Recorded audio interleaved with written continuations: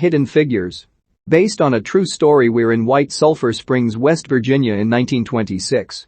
A young Katherine Johnson is waiting, naming the geometric shapes on the wall, while her parents talk to a teacher at a school for gifted students.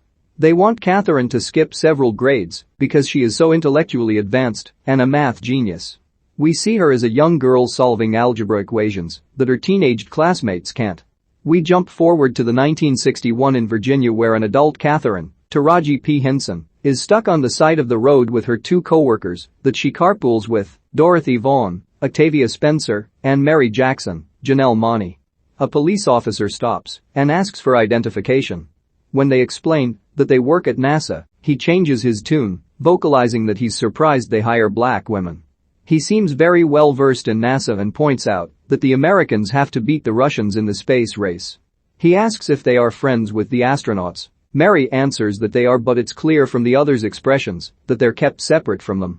Dorothy manages to get the car up and running, and the police officer provides them an escort to the NASA Field Center, which they find ironic since it's not usually a group of black people speeding to follow a police car. The Space Task Group has a meeting about how they are going to beat Russia, which has just had success with Sputnik 1, the first artificial satellite. They're worried that the Soviets having access to space could allow them to spy on America.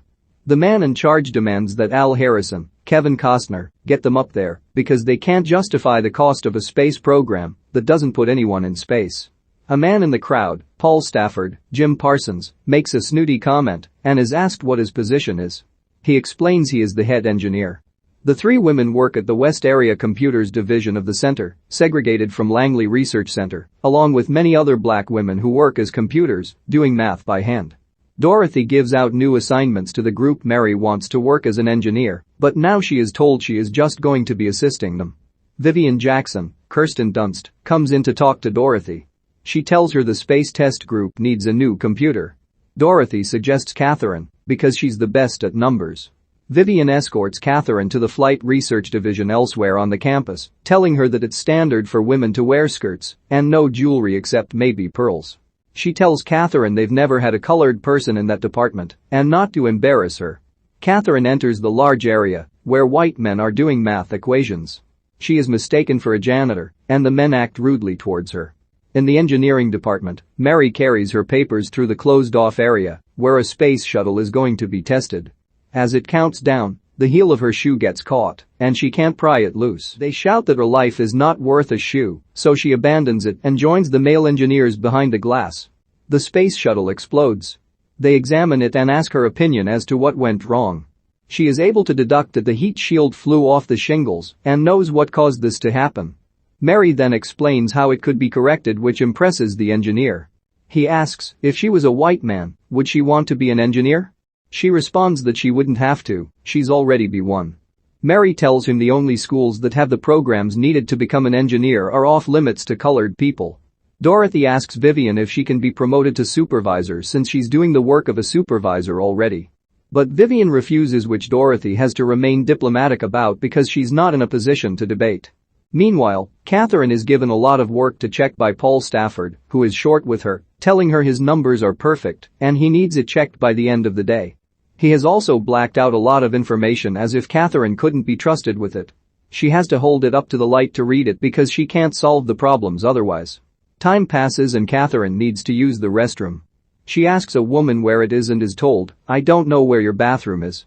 Katherine goes outside, needing to pee, but realizes the bathroom in that building is for white women only and can't sneak in because some women are loitering nearby. She has to leave the building and run half a mile to the West Area Computer Division she used to work in.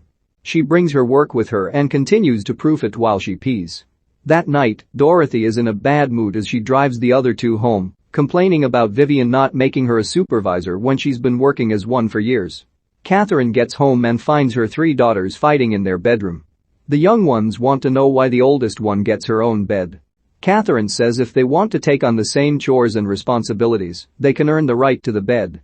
The younger girls agree they are fine sharing. They complain that their mom has been gone for a long time, and she cites her new position as the cause. The three women go to church, and a handsome colonel, Mahershala Ali, catches Katherine's eye. At the barbecue afterwards, the women signal for the man, Jim Johnson, to come over and talk to Katherine. The two of them flirt with each other. Back at NASA, Catherine goes to pour herself a cup of coffee, which unnerves all the white people as she is supposed to drink from a separate pot. Al Harrison joins the group and asks if anyone wants to take a crack at a math equation on a large chalkboard that has gone unsolved. Nobody notices, but Catherine steps up and does the math. Time passes and Al asks who solved the math problem. When Catherine admits she did, he asks what she does, and Catherine tells him she is checking work. She shows him, and he asks how she's able to work with all the blacked out sections. She admits she holds it up to the light and requests that she get the reports without being blacked out. He agrees, citing that she's not a Russian spy, so there's no reason to keep information from her. The NASA employees are gathered out on the launch site to meet Glen Powell, who will be piloting the Friendship 7, which would make him the first American in orbit. He is discouraged from greeting the black women, who are segregated from the white employees, but comes over anyway and proves to be friendly. Catherine is given the assignment to write up reports and, because the majority of the research is hers, she assigns them to Paul Stafford and Mary Goebel. On a rainy day, Catherine sprints the long distance to use the colored women's room. When she returns, Al asks her why she is gone for so long every day. Soaking wet, Catherine launches into a huge speech about how she has to use the colored women's room and how she's not allowed to drink coffee from the same pot and how she's been forbidden to wear pearls, but she's never owned any. Al sympathizes with her and goes to the West Area Computer Division and knocks down the colored women bathroom sign with a sledgehammer. He says, from now on, there will be no segregation of bathrooms. Dorothy sneaks into the data processing center and studies the IBM machine they've set up. Later, she takes her children to the library and finds a book on Fortran programming. A white woman spots her and complains she's in the wrong section. Dorothy tells her that they didn't have the book she wanted in hers. She is kicked out of the library, but reveals that she has taken the book with her. When her son asks her about it, Dorothy claims she's a taxpayer and the library is government-owned, so she should be free to take the book. Catherine sees Jim again at a picnic, and he asks what she does for a living. When she tells him she works as a computer at NASA, he voices that he's surprised that they let women handle that kind of math. Offended, Catherine tells him they don't judge her by her skirt, but by her glasses. Now Catherine is respected amongst her white male colleagues. They pour her coffee from the same pot. She writes a report and puts her name on top again. Paul tells her not to do this because computers don't get credited on reports. Catherine debates that it's her math. She also voices to Al Harrison that she wants to be included on meetings since she is in charge of analyzing the discussions. Al points out there's no protocol for women attending meetings, but she responds by saying there's no protocol for a man circling the earth either. He wonders who can change the rules, and Catherine points out that he's the boss if he just acts like one. Despite Paul's protestations, Al agrees to let her sit in, stating that they all work together or not at all.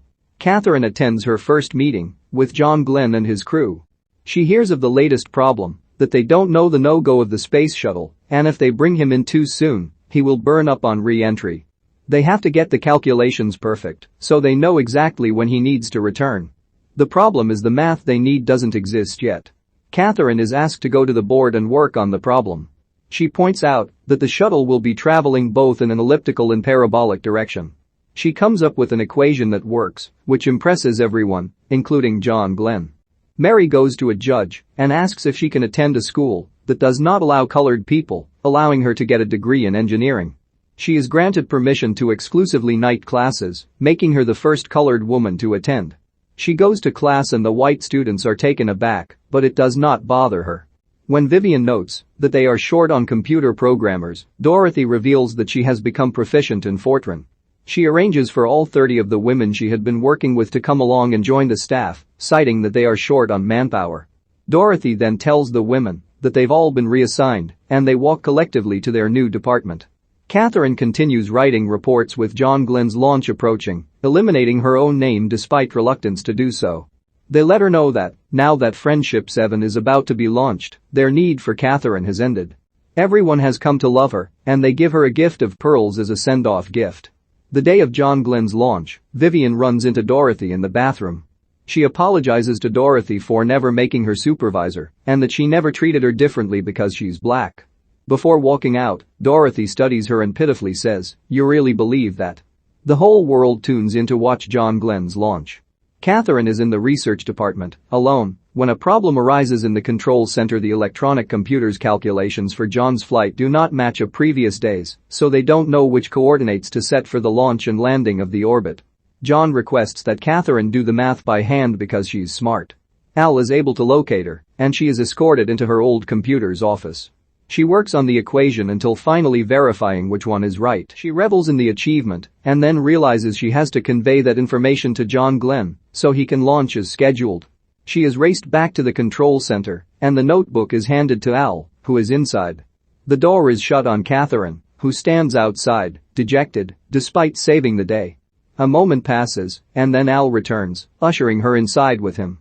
50 million people watch the liftoff on television, while Mary and Al watch from the control center. We see the horizon from the space shuttle as John Glen sends Friendship 7 into orbit. After successful orbits around Earth, Glen notices a control problem. The heat shield is not locked in position and only held in place by the straps of the retro package. He also complains that the temperature is getting too hot. Mary is watching the TV. She rushes to a payphone and calls NASA, screaming to let the control center know that John should keep the retro pack in place during re-entry and retract the periscope manually. This information is relayed and proves correct. The world is nervous about John's re-entry. He loses altitude and uses the fly-by-wire mode, experiencing peak re-entry heating. But then he regains stability and re-enters. Catherine experiences this moment with the rest of the crew. After the launch, the activity at NASA dies down. Dorothy learns that all the computers are going to be laid off now that electronic computers are available. But she is kept on in the research center's analysis and computation division. Mary gets her degree and becomes an engineer. Catherine returns home after a long day and Jim Johnson is waiting for her. They have reconciled after their argument and he proposes to her. She accepts. In postscript, we learn about all three of the women's accomplishments at NASA. Catherine calculated the trajectory for the 1969 Apollo 11 flight to the moon and on Apollo 13 as well. She was awarded the Presidential Medal of Freedom in 2015. In 2016, the Langley Research Center in Virginia that she worked at was renamed the Katherine G. Johnson Computational Research Facility. She has remained married to Jim Johnson to this day.